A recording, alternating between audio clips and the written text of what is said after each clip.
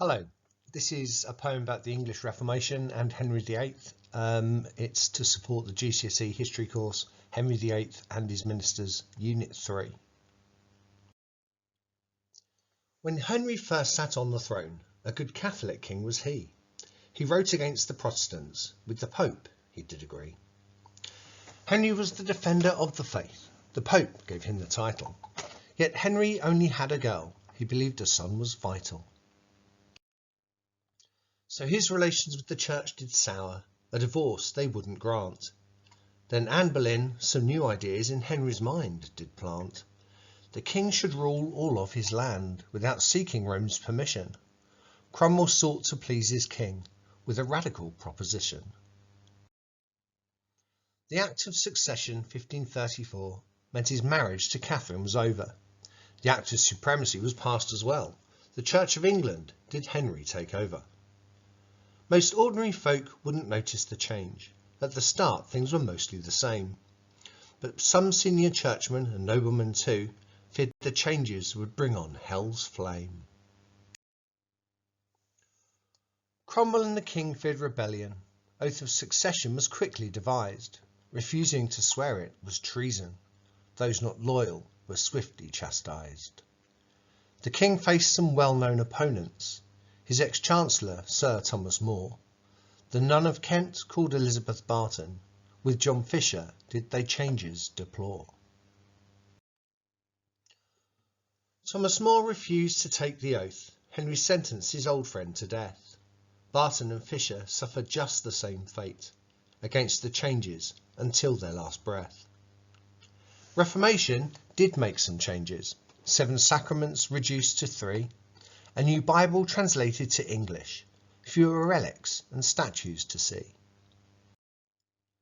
But changes proved too much for Henry. To his Catholic heart he returned. His 6 articles again made priests celibate. If you didn't agree, you were burned. As the head of England's church, over monasteries he did tower. He chose to close the whole lot down, to gain huge wealth and power. Henry wanted to find out the wealth the monks possessed. The Valor Ecclesiasticus saw Henry's wish expressed. 1/3 of England's precious land the monasteries did own, with 160 grand a year that could go to the throne. But Henry needed good reason to close all the monasteries down, so Cromwell arranged a commission to win fortune for the crown. Cromwell's agents did their job. The visitations found great sin, smuggling, sex and corruption amongst the monks and nuns within. The Act of Dissolution passed, small monasteries did it close. Monks and nuns out on the street, the king with much land to dispose. Then in 1537 he targeted the rest. They gifted themselves to Henry. Wealth and land did now Henry possess. The great winner was clearly King Henry. He had money to fight wars for glory. Nobles and merchants also gained land. The poor faced a much bleaker story. The monasteries had been the hospitals, for pilgrims the places of rest. Their charity had kept the poor going. Rising rents left poor farmers distressed. The backlash was not long in coming.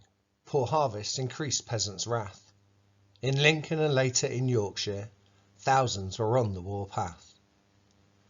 The Catholic folk of the north saw their religion under attack. They believed that their churches were next. They wanted a chance to fight back. Some northern lords also joined them, hating Protestant low-born Cromwell. With respectable men as their leaders, the rebellion continued to swell. But Henry was angry and vengeful. He sent an army and issued a threat. Property gone, death for treason, leaving Lincolnshire lords in cold sweat.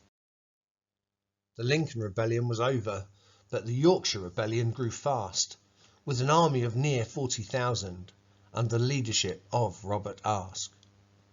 York and Hull and Pontefract Castle all fell to the Pilgrims of Grace. The rebels marched onto Doncaster Bridge.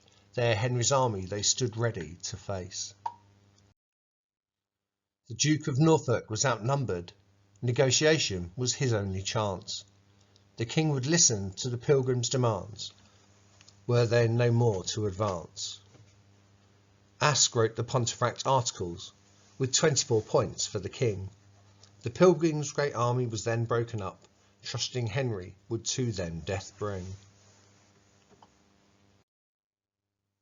When in January 1537 no promises had been fulfilled, the pilgrims began to reform again, so now Henry had them all killed.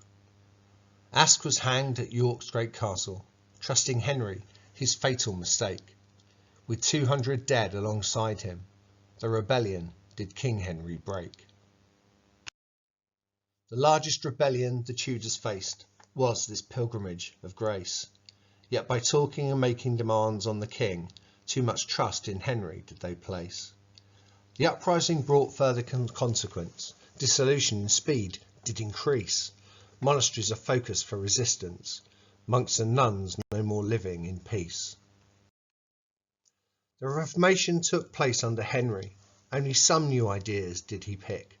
The king led the new Church of England, but at heart it was still Catholic. Thank you very much.